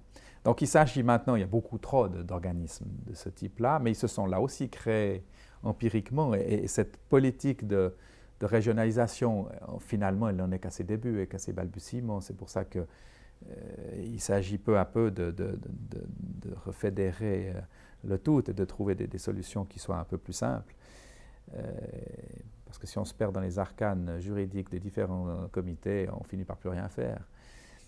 Et nous proposons, et par exemple les Genevois avaient aussi ce point de vue-là, cette notion d'Euro-Regio-Léman-Mont-Blanc, qui va dans le sens de ce que vous indiquiez, qui pourrait regrouper tous les institutionnels divers. Ça peut être la région française, ça peut être le département français, ça peut être le préfet de région, ça peut être le préfet départemental, c'est-à-dire ça doit être tous ces gens-là, pour qu'on ait un forum qui réunissent toutes les compétences, et pas seulement une fois le département, une fois la région, une fois le préfet de région. Et c'est probablement par des programmes comme Interreg que ces choses pourront peut-être être développées, parce que ça c'est un peu du réalisme un peu cynique. Interreg fournissant de l'argent pour réaliser quelques projets communs dans des domaines économiques, techniques, de recherche ou autres, l'argent étant le nerf de la guerre, il réunit tous ces acteurs autour de cette subvention et du projet qui se crée. Et nous participons aussi à cela. Nous assumons le secrétariat, par exemple, de Rhône-Alpes Suisse d'Interreg. Ceci est un facteur fédérateur possible. Quelques mots encore, M. Ruet, sur le découpage des régions. Est-ce qu'aujourd'hui, on doit continuer à conserver je dirais, l'héritage des frontières? Est-ce que la Suisse est une entité qui doit, dans notre pensée à venir, rester, je dirais, selon les frontières actuelles, ou peut-on envisager, à l'image de ces fiançailles que vous décriviez, la possibilité de se fiancer, en fait, plus loin. Plus loin. Ça, c'est une question délicate. J'ai l'impression que l'histoire a marqué les choses et qu'il est difficile d'aller contre. D'ailleurs, je ne suis pas sûr que ce soit nécessaire d'ailleurs, d'aller à l'encontre. En d'autres termes, plutôt que dire doit-on dépasser, est-ce que je dirais doit-on pas unir? C'est une autre image que dépasser, ça veut dire on abolit. Je reprends un terme biblique, on n'est peut-être pas venu abolir mais accomplir. Enfin, le Christ n'est pas venu abolir mais accomplir. Vous êtes d'ailleurs un chrétien engagé, je crois. Oui, mes connaissances bibliques tiennent aussi à mon engagement chrétien. Mais... Et vous l'êtes encore aujourd'hui? Oui, tout à fait. Oui, tout à fait. Je m'apprête à aller faire une retraite la semaine prochaine, ou la semaine d'après plutôt, de quelques jours, parce qu'on a besoin de se ressourcer de temps en temps aussi. Mais... alors je dis, le problème c'est effectivement, je reprends cette phrase, ne pas abolir mais accomplir. Si cette phrase me revient en mémoire maintenant, c'est qu'on était hier avec le conseil synodal, il faut quand même que j'explique. Je crois que c'est plutôt comme ça que je le vois. Donc dans une certaine mesure, ne pas effacer, mais peut-être aller plus loin. Alors justement, dans cette perspective-là, permettez-moi une question. Est-ce que vous avez marqué justement le danger à vouloir imposer des solutions nouvelles, des solutions politiques? En revanche, peut-on laisser évoluer librement, je dirais, ces développements, ces affinités, quitte à être transfrontaliers, quitte à voir s'effacer peu à peu les frontières politiques telles qu'on les connaît, ou doit-on résister? Y a-t-il une nécessité patriotique à résister contre ces éventuelles évolutions? C'est plutôt ça que je souhaiterais vous demander. Alors écoutez, on est cette année 200e anniversaire de l'indépendance vaudoise et de la République helvétique. Et entre 1798 et 1803, on se posait déjà un peu ces mêmes questions. Et il se trouve que j'avais, lors de mes études, j'ai fait des études de droit et de sciences politiques, et en sciences politiques, en histoire, j'ai étudié un peu cette période de 1798-1803. On est un peu, je trouve qu'on est presque un peu dans une situation semblable aujourd'hui. Qu'est-ce qui est vrai, qu'est-ce qui ne l'est pas? Quels seront les bons choix pour le futur? Les gens qui étaient entre 1798 et 1803, quand on lit les correspondances qui s'échangeaient, etc., constatent qu'on avait cette même recherche. Ce que je constate, c'est que finalement, on en est resté aux frontières inscrites dans l'histoire, ou au découpage inscrit dans l'histoire. Est-ce que c'est parce que j'ai une réaction conservatrice? Je ne sais pas. Je me dis, est-ce que ces découpages sont ancrés dans le marbre ou pas? J'aurais tendance à dire, modifions ces découpages que d'une plume prudente. C'est Montesquieu qui dit qu'il faut changer la loi avec une plume prudente. Je me pose cette question là vraiment, parce qu'elles ont une réalité qui s'est inscrite dans l'histoire. Mais en même temps, est-ce qu'il faut résister ou laisser aller? Je crois qu'il faut ni l'un ni l'autre. Je crois qu'il faut essayer de conduire ces fiançailles, de conduire ces rapprochements, donc d'avoir une idée, d'avoir un projet. Et toute la difficulté, j'ai qualifié les fusions forcées d'esprit de géométrie, et surtout parce qu'ils étaient réducteurs et pas vus dans une vision complète. Et en y opposant ce que j'appelais l'esprit de finesse. Mais l'esprit de finesse, ça n'est pas ne rien faire et laisser les choses se faire toutes seules. Et c'est des fois pas compris précisément par des gens, l'esprit de géométrie. Ils croient, ah oui, ils n'osent pas prendre des décisions. Pas du tout ça. C'est qu'il faut conduire ces décisions, mais dans une dialectique constante. Et c'est pour ça que je n'ai pas de réponse définitive sur ce sujet. Mais parce que je crois, encore une fois, que ces régions se font aussi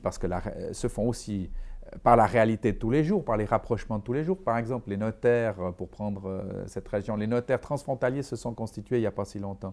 Les chambres lémaniques se sont constituées, les chambres de commerce lémaniques.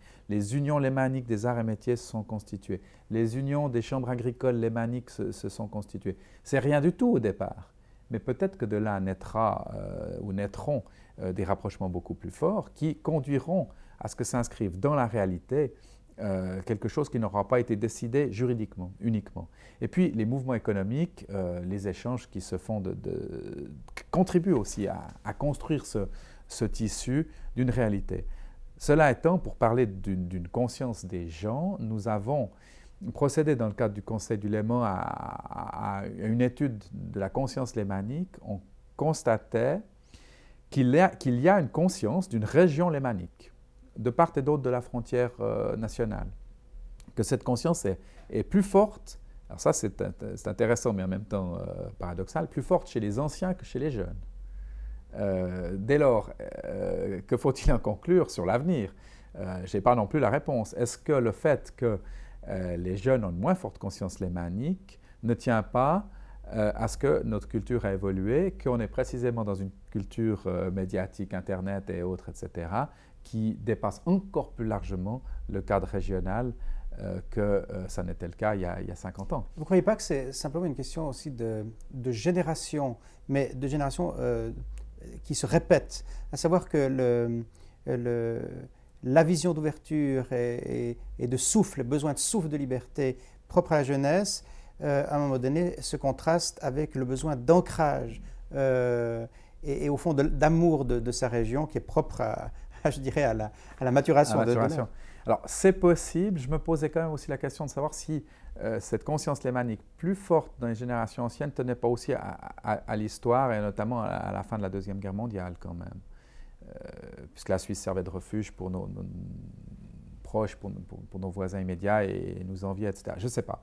Mais c'est possible qu'il y ait ça, encore que cet aspect, cette soif d'ouverture des jeunes qui est heureusement nécessaire et qui nous enrichit, n'est pas contradictoire avec une forme d'enracinement. Des jeunes Vaudois conservent, et on le voit dans certaines rencontres internationales et autres, je vous parlais de retraite que je vais faire la semaine prochaine, ça va se faire à Thésée, donc oui, des tas de jeunes qui se rencontrent et tout, ils viennent avec leur aspiration à une forme d'universalité, et en même temps, ils viennent avec leur identité culturelle. Et il y a d'ailleurs des présentations culturelles qui se font, etc. Donc, ce n'est pas forcément contradictoire. Moi, je pense d'ailleurs, fondamentalement, qu'on ne peut s'ouvrir aux autres que si on a une identité. Alors, est-ce que vous ne pensez pas qu'il y a aujourd'hui à la fois la double nécessité, je dirais, d'avoir ce que je qualifierais le patriotisme des yeux, ce que le regard peut percevoir, sa région, l'identité palpable des choses, qui est une forme qui arrive à engager une forme je dirais, de patriotisme du regard, si j'ose dire, et puis en même temps le regard très haut vers les grandes structures, vers les ensembles tels que l'Europe, et qu'entre deux, l'esprit humain a de la peine à construire de nombreux étages patriotiques, si j'ose dire, et qu'il risque de rester au fond un patriotisme de la région et un patriotisme de l'Europe, voire de la planète. Oui, mais je crois que vous avez raison. Je crois que vous avez raison. C'est la raison pour laquelle tout à l'heure je parlais de l'existence de régions de taille totalement différente suivant les histoires des pays et des identités qui sont fondées. Alors, c'est pas forcément. Quand je dis vous avez raison, c'est par rapport à ce qui serait une situation intermédiaire. C'est comme ça que je comprends votre question. Un peu recréée par rapport à un espace visuel dont vous parliez qui est celui non seulement visuel, mais je pense aussi culturel et institutionnel finalement, qui fait que c'est dans tel espace que non seulement mon regard, mais mon audition, voire ma tradition se déroule. Et l'expression. Elle s'exprime. Que ce soit l'expression politique ou… Absolument, oui. Et je pense que c'est probablement tout à fait juste. Si ma tradition, c'est de vivre dans un pays très centralisé, sans aspérité du terrain qui retient mon regard, mon ouïe ou mon expression, j'ai probablement à vivre dans une région plus grande que là où je suis limité par des montagnes, par exemple. Probablement. Alors, une réflexion que j'aimerais avoir avec vous, c'est le rapport entre économie et politique. Au vu de ce qui s'est passé ces dernières années, ce qu'on a qualifié de mondialisation, globalisation, facilité du voyage des capitaux et d'une certaine manière perte d'identité culturelle de cette économie, il y a incontestablement il n'y a pas un équilibre politique, il n'y a pas une réponse politique à cela. Comment envisagez-vous l'avenir? Comment la politique doit-elle répondre à cette mondialisation, à cette globalisation? Bon, alors, tout d'abord, j'aimerais pas qu'on diabolise la mondialisation. C'est Nicole Notat, la syndicaliste française, qui, l'année passée, dans un ouvrage qui paraissait, disait « Mais enfin, arrêtons de diaboliser la mondialisation ». Et s'adressant aux gens de gauche en particulier, qui aujourd'hui la combattent énormément, disent « Mais enfin, c'est quand même vous qui avez voulu le développement de pays du tiers-monde. C'est vous qui avez voulu que s'accomplissent des développements économiques plus forts ailleurs que dans les pays traditionnellement industrialisés, etc. » Et, relevait-elle, c'était juste avant la crise asiatique, je le concède, mais cette crise est une crise passagère. Ces pays-là, qui autrefois ne produisaient peu, avaient un revenu faible, etc., sont en voie d'émerger, et c'est aussi un des produits de la mondialisation. D'abord, j'aimerais me situer par rapport à la notion de mondialisation en disant je ne crois pas que ce soit le diable en tant que tel, et que c'est un moyen de permettre, je crois, un progrès économique et social global plus fort. Mais évidemment, ceci se produit par à-coups, se produit comme toujours, hélas, les mouvements économiques, avec des sauts et avec des creux. Et ça pose bien sûr quelques problèmes. Alors, à votre question, je dirais que, et en plus comme libéral, je suis favorable à ce que le marché soit libre sous réserve de son encadrement, dont il faut déterminer l'épaisseur du cadre. Hein. Si le cadre est plus épais que le tableau, finalement, c'est ennuyeux l'encadrement du marché. Donc là, il y a des nuances possibles. Donc, comme libéral, je dirais que je n'ai pas en soi peur de la mondialisation. Je pense qu'elle a des effets passagers, mais qui seront régulièrement passagers. Je veux dire par là, ce n'est pas aujourd'hui et puis après tout ira bien. Je ne pense pas à ça. Qui nécessitent qu'il y ait des contre-feux. Alors, ça se situe pour moi à deux niveaux. Je pense que le fait d'avoir une Europe avec son euro, enfin un marché unique et une politique monétaire unique est un point, est une réponse, comme il y a d'autres secteurs du monde, comme les États-Unis et autres, avec leurs institutions politiques et les institutions politiques qui finalement règlent les questions ou essayent de régler parfois les questions mondiales. Mais je ne crois pas au gouvernement mondial, si c'est ça votre question, pour contrebalancer l'effet de la mondialisation. Ma question était beaucoup plus large. C'était quelle réponse donner c'est-à-dire… Alors ça, c'est la première partie de ma réponse que je vous donnais. La deuxième, c'était ce que je disais au tout début de notre entretien, c'est que précisément, l'enracinement institutionnel proche du citoyen est aussi une réponse à la perte d'identité liée à la mondialisation ou à la coca-colasisation, si je puis utiliser ce terme, du monde. Alors c'est une réponse avant tout culturelle. Oui, là en l'occurrence c'est les culturelles. Voilà, mais il m'intéressait de savoir comment vous voyez la mondialisation en partant justement de cette idée qui est la vôtre, qu'il n'y a pas à diaboliser la mondialisation. Ouais. Néanmoins, la mondialisation n'a pas une écoute équivalente sur le plan politique. Par exemple, en termes de règles du jeu, il y a bien sûr l'OMC, les organisations internationales qui essayent d'apporter une réponse, mais néanmoins, il n'y a pas un équivalent politique capable d'établir un dialogue avec cette économie. Alors, est-ce qu'il est souhaitable? Est-ce que la situation convient? Est-ce qu'il n'est pas nécessaire de créer cet équilibre? Question que moi, l'on doit se poser. Je suis un peu perplexe par rapport à votre question, dans la mesure où politiquement, je ne me situe pas comme quelqu'un qui va rechercher un équilibre entre…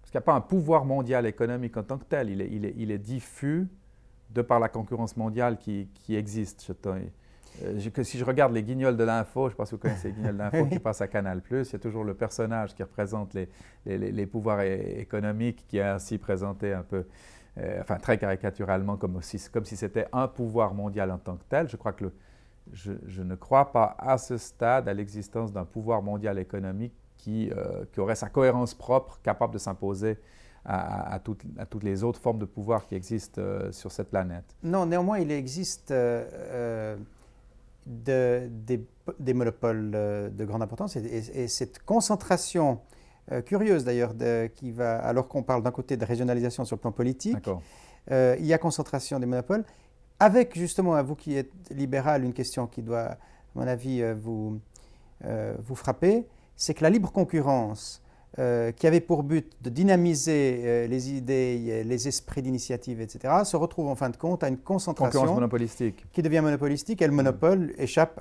au contrôle. Et c'est là le problème de l'absence de réponse politique. Échappe au contrôle politique, échappe d'une large manière à un contrôle démocratique. Donc, Oui, quand vous parlez de contrôle démocratique, ça me gêne un peu parce que justement, dans ma perspective politique, je crois qu'on ne contrôle pas l'économie, on lui fixe des conditions cadres. Mais en revanche, quand on voit les effets effectivement de l'existence de monopole, alors dans cette perspective-là, dans une certaine mesure, l'Europe, en tout cas en ce qui concerne sa partie du monde, et pas seulement sa partie du monde, mais dans les accords qu'elle peut passer. Vous avez parlé de l'OMC, on pourrait parler du G7, on pourrait parler d'organismes de ce type-là. Ces organismes et ces institutions doivent alors effectivement prendre les règles, alors seulement là qu'on appellerait d'encadrement du marché, notamment, là je me situerais, je disais que j'étais libéral, mais je suis néolibéral, pas dans le sens trivial de tous les jours d'aujourd'hui, mais néolibéral au sens des économistes néolibéraux qui, ayant vu les effets pervers de la concurrence totalement libre, dont Adam Smith n'avait pas pu prévoir qu'il y aurait ces monopoles, cette concurrence monopolistique, conduisent à dire qu'il faut éviter par des mesures anti-cartel, par des mesures anti-monopole, alors effectivement, un règne sur l'économie de un ou deux ou trois groupes. Alors là, d'accord. J'admets, non seulement j'admets, mais je souhaite que des mesures anti-cartellaires, antitrust, anti-monopole puissent être prises par les pouvoirs publics. Alors comme je ne souhaite pas de mes voeux un gouvernement mondial, je reviens à une comparaison biblique, pour moi ça serait peut-être la tour de Babel, je souhaite que ceci puisse être réglé dans le cadre des accords internationaux de l'OMC par exemple, ou des réunions de type G7 ou autres, pour effectivement éviter que la dérive économique conduise à des positions dominantes nuisibles de ce type. Alors vous avez réagi tout à l'heure au mot contrôle démocratique. Ça m'intéresserait de vous entendre. Parce qu'on parle aussi souvent et de plus en plus de dire est-ce que la population peut avoir son mot à dire, notamment lorsqu'il s'agit d'évasion fiscale, d'évasion de capitaux, etc., qui tendent à appauvrir des régions, etc. Alors ça aussi, ça d'accord. Alors là, ce sont des règles, encore une fois, d'encadrement de la marche de l'économie. Mais l'encadrement, alors justement, perçu comme un contrôle démocratique, justement. Dans ce sens-là, alors pris dans ce sens-là, je peux le comprendre. Pris dans ce sens-là, je peux le comprendre. C'est l'encadrement. C'est l'encadrement. Mais en revanche, comme moi je postule une économie qui postule l'entrepreneur, le risque pris par l'entrepreneur ou l'investisseur, etc., je ne considère pas que c'est un domaine où on va discuter en kolkhoz ou en soviet, si vous voulez, pour gérer l'économie. Non, mais je le ressens comme ça, si vous voulez. Quand vous dites contrôle démocratique de l'économie, qu'est-ce que ça veut dire? Ça veut dire que quand le conseil d'administration de Nestlé se réunit, ça ne sera plus un conseil d'administration. Enfin, il faudra qu'il y ait, je ne sais pas moi, le peuple Nestlé qui élit ses autorités et tout. Dans le cas particulier, avec ma question, je pensais à encadrement, quand je disais ça dans le cas l'encadrement de marché. Alors non, d'accord. C'était à ça que je effectivement, alors c'était au fond la question de qui fixe les règles du jeu. Et c'était là la question de réajustement politique. La politique doit-elle fixer et n'a-t-elle pas pour mission de fixer les règles du jeu? Oui, alors effectivement, dans ce cadre-là, j'admets qu'il y a un rôle politique dans le sens de ce que j'indiquais, des mesures des mesures, je disais, anti-monopole, mais aussi des mesures sociales minimales. Et ça fait partie des mesures d'encadrement politique social, fait partie des mesures d'encadrement du marché. Alors après, le débat politique se situe entre sociodémocrates et libéraux, de savoir quel est le niveau d'encadrement des marchés, dans quelle mesure on est encore dans l'encadrement du marché, ou dans quelle mesure on n'est pas en train de faire baisser la productivité, soit la richesse de chacun, soit par conséquent l'aide sociale qu'on pourra apporter aux gens, ou les programmes sociaux ou culturels qu'on pourra apporter.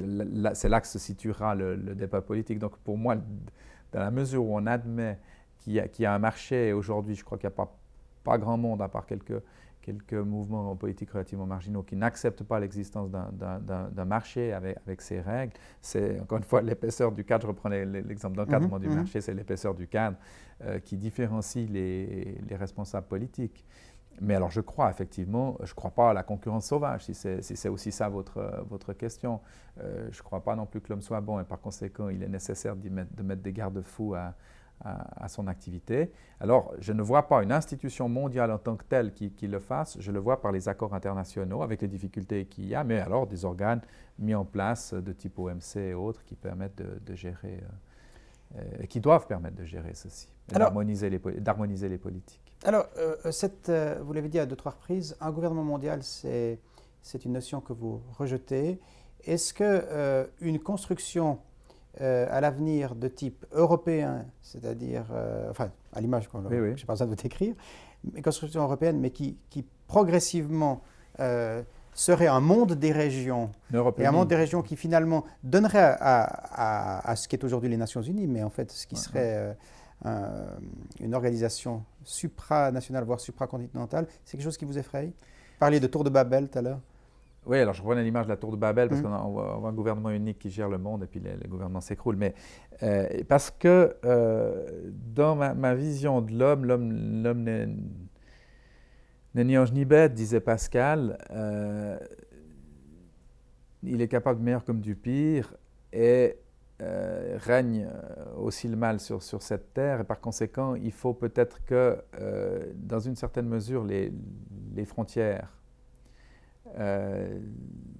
les barrières des langues, etc., ça n'est peut-être pas tout à fait inutile dans la mesure où c'est peut-être quelque chose qui contient ce qui pourrait être une toute-puissance maléfique qui se répand partout. Si on est dans un gouvernement mondial qui aurait la toute-puissance, puisqu'on sait bien qu'il y a toujours cette lutte du bien et du mal en chacun d'entre nous, et que si vous avez des leviers de pouvoir qui sont tellement forts qu'ils pourraient tout gérer,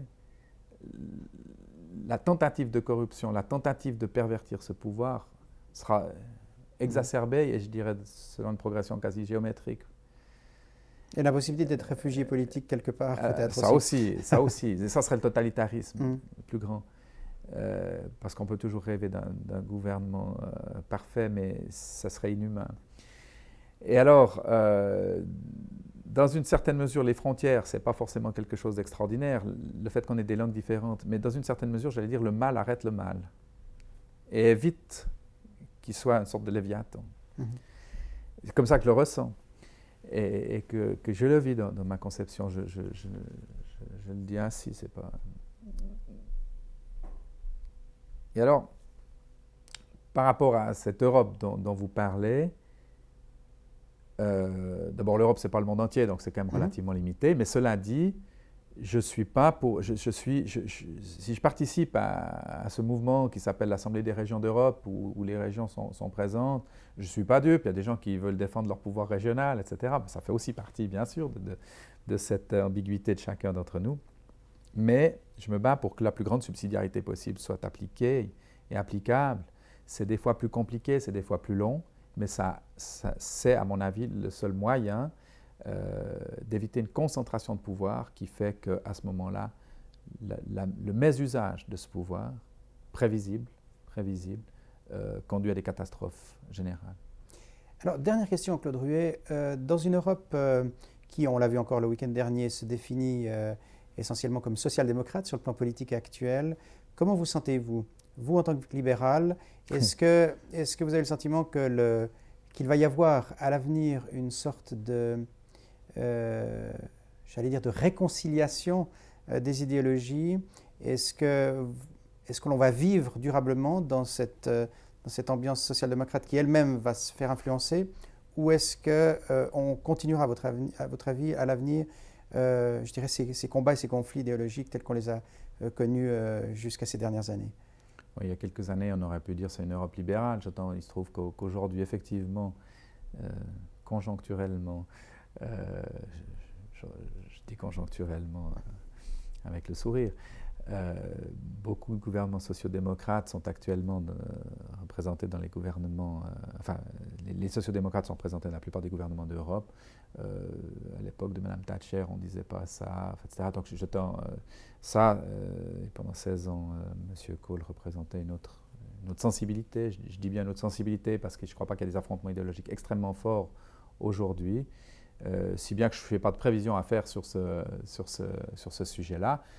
Je pense que dans une démocratie, il est bon que les idées s'affrontent et il serait malheureux qu'on soit dans une espèce de mélasse ou de pâte à modeler où il n'y a plus de pensée, il n'y a plus d'affrontement et je n'ai pas de souci à ce sujet. D'un autre côté, je m'excuse, c'est un peu banal et trivial de dire ça. D'un autre côté, je crois qu'effectivement, le rapprochement, la meilleure connaissance des uns et des autres fait que si on s'affronte sur les moyens à mettre en place pour résoudre tel ou tel problème, tout démocrate accepte que le pluralisme est un bien pour le monde et a priori et a fortiori un bien pour l'Europe. Est-ce qu'une nouvelle conception de l'économie est en train de se faire inventer ou est-ce que, à votre avis, l'économie telle qu'elle sera appliquée ne sera plus à l'avenir celle qu'elle a été jusqu'à présent?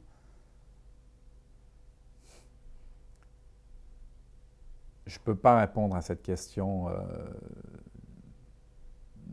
Donc, je ne peux pas répondre à cette question en disant ce que ça signifie, ce que sera l'économie. Je voulais dire, est-ce que vous avez le sentiment, au fond, ma question, je devrais la rendre plus pointue, est-ce que vous avez le sentiment qu'il est en train de naître aujourd'hui une nouvelle vision de l'économie? Certains le disent, c'est pour ça que je vous pose la question. Oui, tout à fait. Ou non? Ou est-ce une illusion? Est-ce un épiphénomène, comme vous le disiez à propos de la majorité social-démocrate, en mettant en évidence le fait je ne dis pas que la majorité social-démocrate est un épiphénomène, je dis que c'est un phénomène qui peut être conjoncturel. Voilà, oui, tout à fait. Ça serait méprisant de dire que c'est un épiphénomène. Pardon? Ça serait méprisant de dire que c'est un épiphénomène. Ce n'est pas un épiphénomène, mais c'est un phénomène qui peut être conjoncturel. Aujourd'hui, après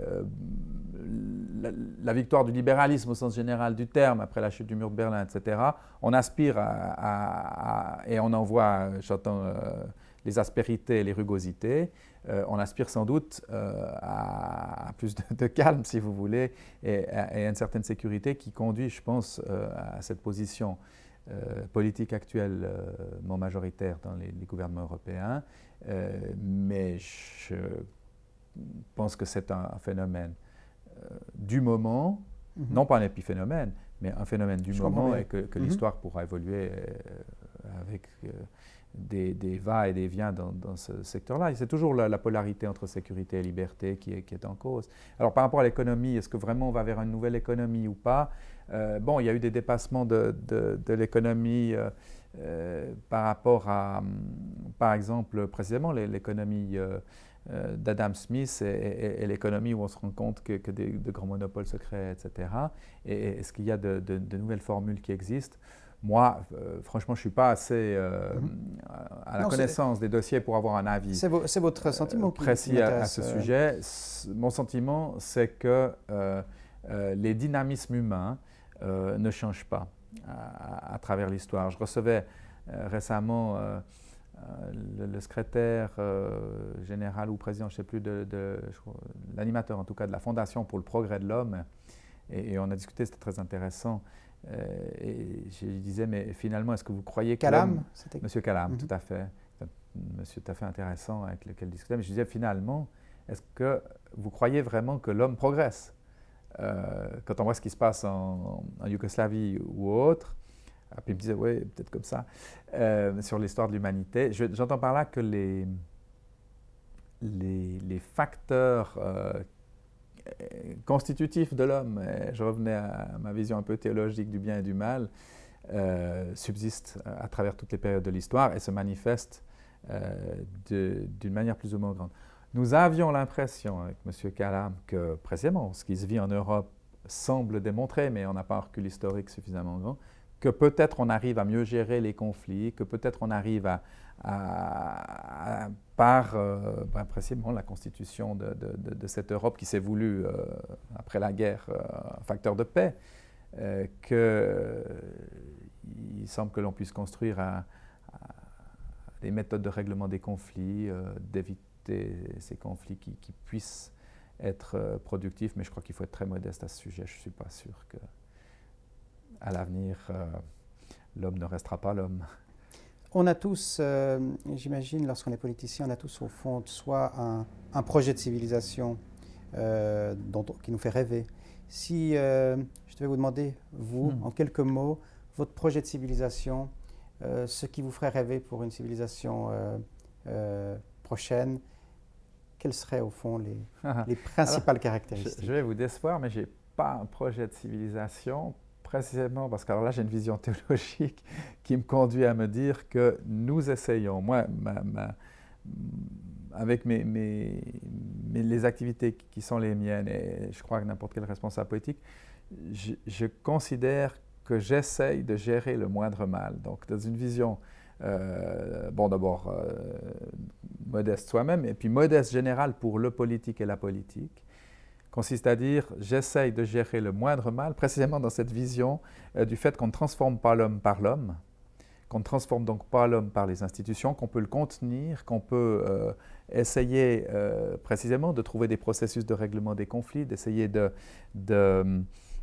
les régler de manière la plus civilisée possible. Alors vous revenez à civilisation, enfin je reviens à votre terme de civilisation, mais je ne crois à une civilisation ou à un idéal qui ne se situe que dans ce que les théologiens appellent le royaume. Alors je peux difficilement vous dire quelle serait ma civilisation privilégiée. Je dirais que dans la gestion du moindre mal, une société, mais alors ça va être banal ce que je vais vous dire, où précisément puissent s'exprimer les individualités de chacun, son identité et son identité qui permet de reconnaître l'autre. Je crois qu'on ne peut vivre l'altérité que si précisément on sait qui on est et qu'on est bien dans sa personne individuelle, dans sa personne collective, pour une région, pour une nation.